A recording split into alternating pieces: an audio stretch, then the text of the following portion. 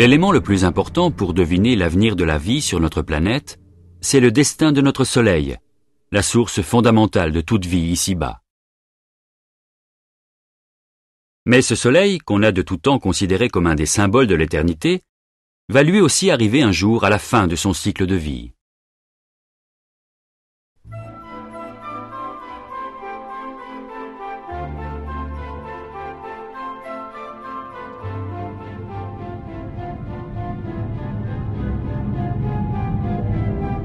Si la vie s'est épanouie sur la planète bleue, c'est grâce à l'énergie solaire.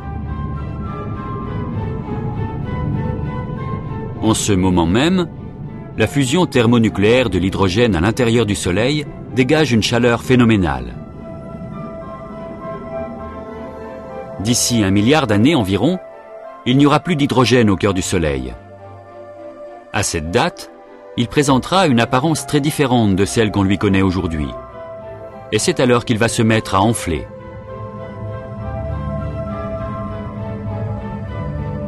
Ce gonflement ne sera pas sans effet sur les planètes de notre système solaire.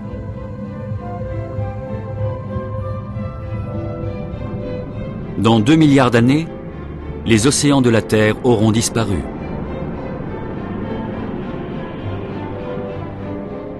Et notre planète ne pourra plus fournir le cadre nécessaire à l'épanouissement de la vie.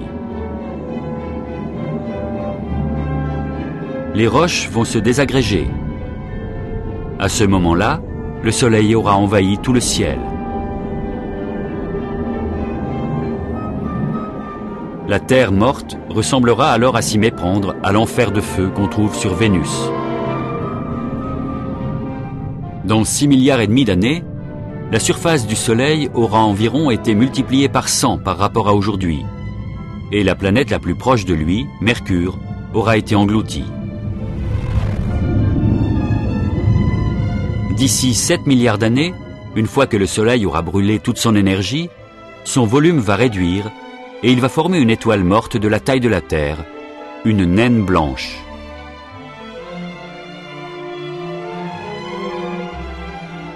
Dès lors, il n'émettra plus suffisamment d'énergie pour assurer la vie des organismes présents sur les planètes de notre système solaire.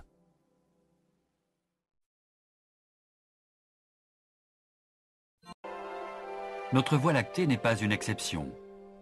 La science nous apprend que dans le futur, notre univers subira de violentes modifications.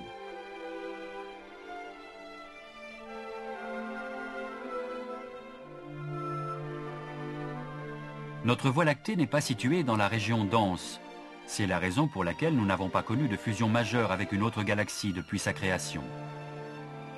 De récentes observations ont cependant révélé qu'Andromède, notre galaxie voisine, se rapproche de la nôtre à la vitesse vertigineuse de 500 000 km/h. D'après les simulations des chercheurs, Andromède et la Voie lactée vont donc fusionner d'ici 3 milliards d'années. Au lieu d'une Voie lactée, nous verrons pendant quelque temps 2 Voies lactées. Comme une sorte de croisement avec une route allant dans cette direction et une autre qui la croise à l'intersection. Et cette phase durera environ 100 millions d'années.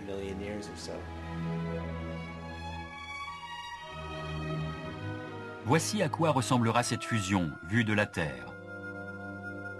La galaxie d'Andromède n'est qu'un lointain petit point scintillant dans le ciel nocturne. Elle semble grandir en s'approchant. La nuit, un plus grand nombre d'étoiles brillent dans le ciel.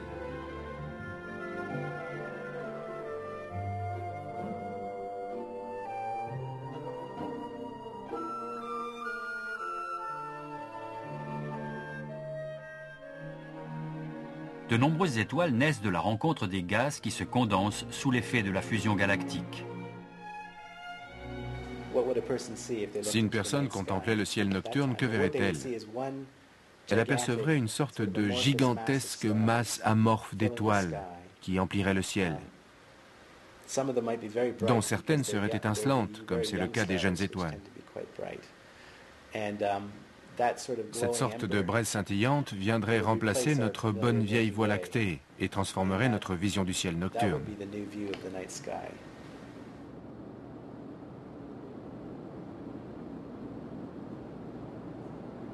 Comment la fusion des galaxies se poursuivra-t-elle?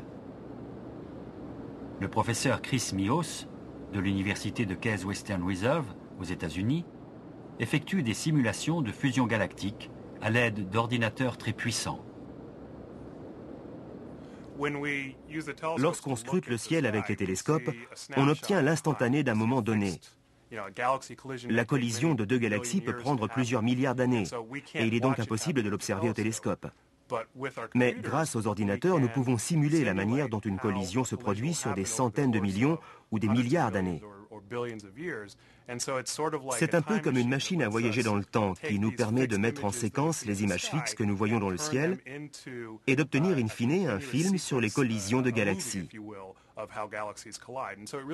L'ordinateur nous permet donc de voir le mouvement des galaxies comme nous ne pourrons jamais le faire avec les télescopes.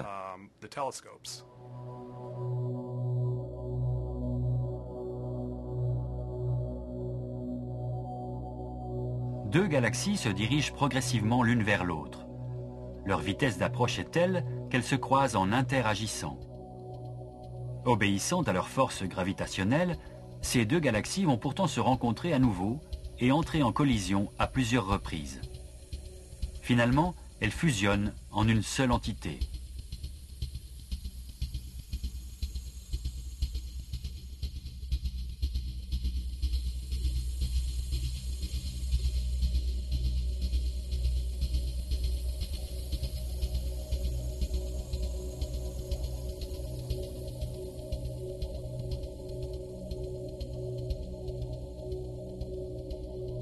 La fusion va changer la forme de ces deux galaxies spiralées, qui vont devenir une seule et vaste galaxie elliptique.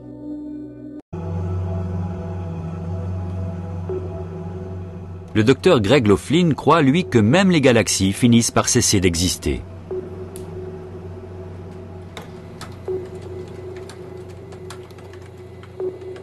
L'hydrogène, l'hélium, ainsi que d'autres gaz qui nous viennent des étoiles, se font de plus en plus rares avec le temps, et de nouvelles étoiles ne peuvent plus apparaître.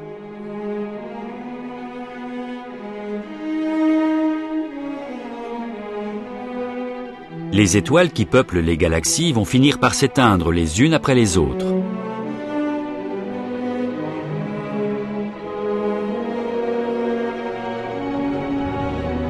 Des astres de la taille de notre Soleil finiront sous forme de naines blanches, avant de se refroidir et de se transformer en restes carbonisés.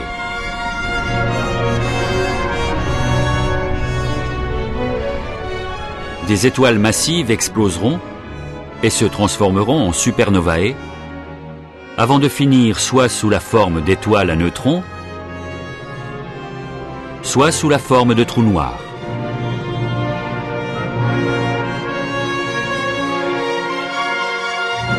L'univers ne sera plus alors qu'une immensité désertique, où ne subsisteront que quelques résidus stellaires. Et même ces cadavres finiront par disparaître.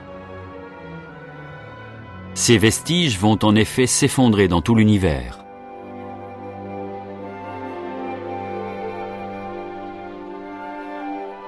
Certains se désagrégeront petit à petit.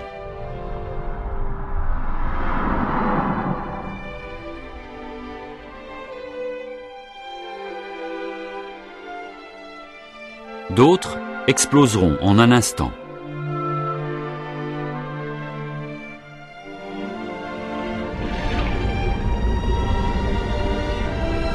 Mais tous mourront les uns après les autres. Il ne restera alors plus que quelques trous noirs au cœur de l'univers.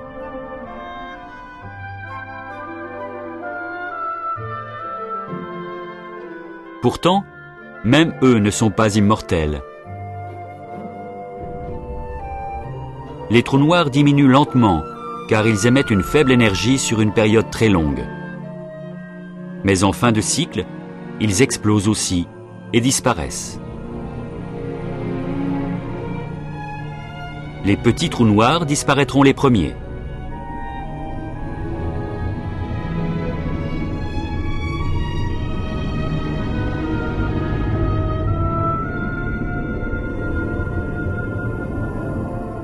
Et quand les plus gros, les derniers, auront à leur tour explosé, l'univers entrera dans une ère de ténèbres.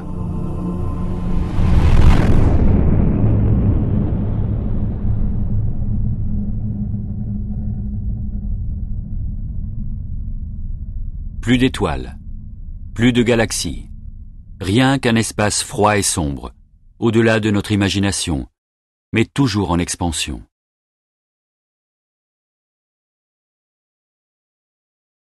Ce qui subsistera dans l'univers, mis à part quelques particules, c'est l'énergie du vide.